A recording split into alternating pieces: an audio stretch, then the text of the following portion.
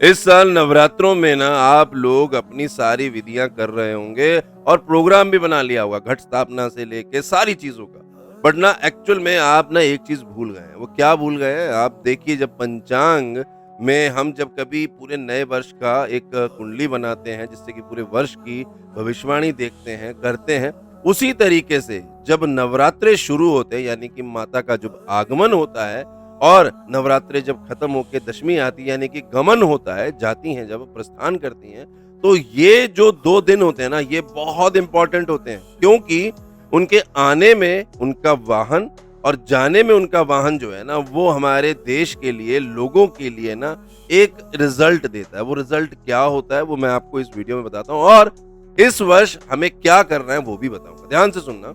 इस वर्ष 22 सितंबर 2025 को नवरात्रे शुरू हो रहे हैं। दिन कौन सा है? दिन है सोमवार।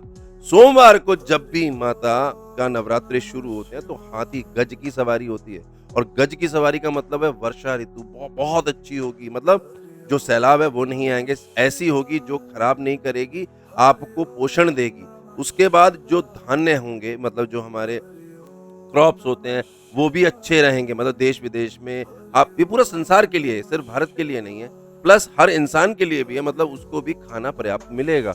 उसके बाद जो अड़चनें आपको आती हैं, वो अड़चनें भी काफ़ी कम होंगी और लोगों में ना सौहार्द बढ़ेगा। तो ये नवरात्रे का जो आगमन है ना, ये इसको संकेत करता है। पर जब गमन है, मतलब जो दशहरा पड़ रहा है, वो पड़ रहा है गुरुवार वाले दिन। अब गुरुवार वाले दिन जब भी माता का जब ये गमन होता है, मतलब दशहरा पड़ता है, ऐसे दिन जो माँ का जो वाहन होता है ना, वो मनुष्य के रूप में होता है, मतलब नर वाहन में होता है, मतलब कंधों पे चढ़ के माता जाती है और ऐसे में ना सुख, समृद्धि सब कुछ मिलता है। तो कहने का भाव ये है कि इस साल जो नवरात्रे आ रहे हैं और जो नवरात्रे खत्म होंगे, यानी विजयदशमी पड़ रही है, ये दोनों ही शुभ दिनों पे पड़ रही है और इसका प्रभाव सबको मिलेगा।